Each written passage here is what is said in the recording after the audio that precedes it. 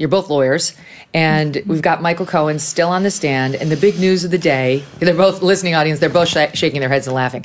The big news of the day is they finally got to cross-examine him on whether he skimmed. There was $50,000 payment that he wanted Trump to reimburse him for, Michael Cohen. And it went to this company called Redfinch, which Cohen paid to rig 2 polls in Trump's favor. I think when he was running against you, Senator Cruz. I remember. And some extra services in there were to create a hashtag Women for Michael Cohen online social. He couldn't get that going naturally. I know you're shocked. I would think that would just be organic. Right? Yeah. Weirdly. So he told Trump that he paid them $50,000 and he wanted to be reimbursed for it. Well, it turns out Michael Cohen only paid them $20,000. He paid them in a brown bag of cash, and then he demanded Trump reimburse him for $50,000. So he stole $30,000 from President Trump, which is a felony in and of itself. And last week was whining about how he didn't get his full bonus that year. Okay. And this is very shocking to the media. I don't know why, but let's talk about the bigger issue today, which is the judge pretty much boot slapping them again on their attempt to get Brad Smith to testify. The defense wants the jury to hear from an official about campaign finance law and what it really is, and the judge is not allowing it. Senator, what do you make of it? Well, listen, with Michael Cohen admitting that he stole from Trump, I tweeted just a few minutes ago, they finally found a crime at the trial. Yes. Like there's something that actually is a crime. Arrest theft. him. Nailed it. But, you know, look, that's the prosecution's star witness. That this whole thing makes the bar scene at Star Wars look good. I mean, this is the biggest collection of grifters and people who are shakedown artists.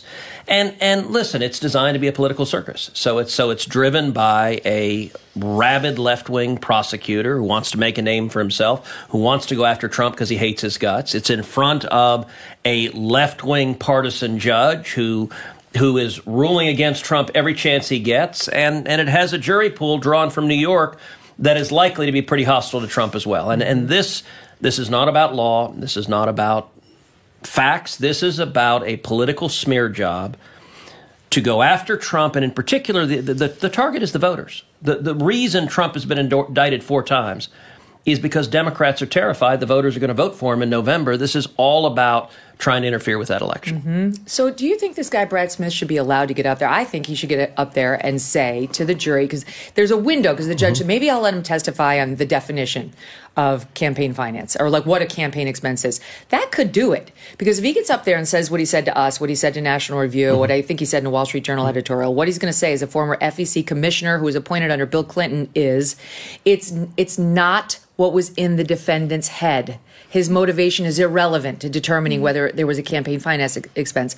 All that matters is the nature of the payment. And if this is the kind of payment that could be made outside of the electoral context, then it doesn't fall within campaign finance law. And hush money payments have been made for a very, very long time. Wasn't Alexander Hamilton in trouble for making one of these? I mean, it may have cost him the presidency. So I don't know. What do you make of it, Senator Britt? I haven't heard you speak to this yet. You know, I think what we're seeing is just politics play out in front of us. And it's a sad day for democracy. It's a sad day for America to continue to see them attack a former president like this.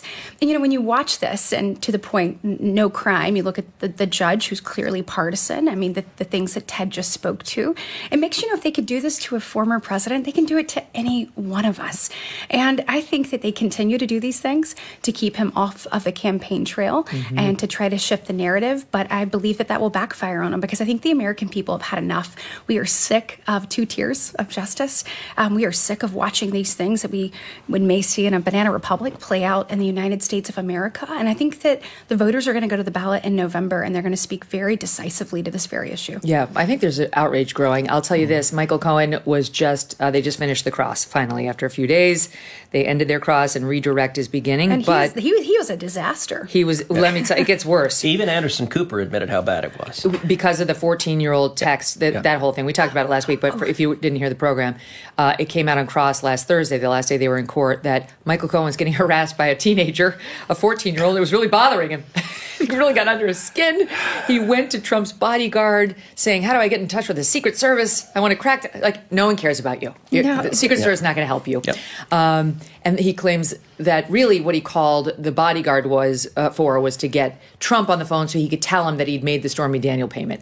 And then it came out that moments before that, he was getting harassed. He was complaining and threatening the kid. And he was like, I'm going to call the Secret Service. And then he calls Keith Davidson, or Keith, whatever his last, Schiller, the bodyguard. Right. So it was very clear he was calling him about his own little harassment problem and not Stormy. And that's what had Anderson saying. Every time Holy he crap. speaks, he discredits himself. Every time. I mean, it's remarkable. So here's what he said this morning. He really should learn not to lie when he's lying.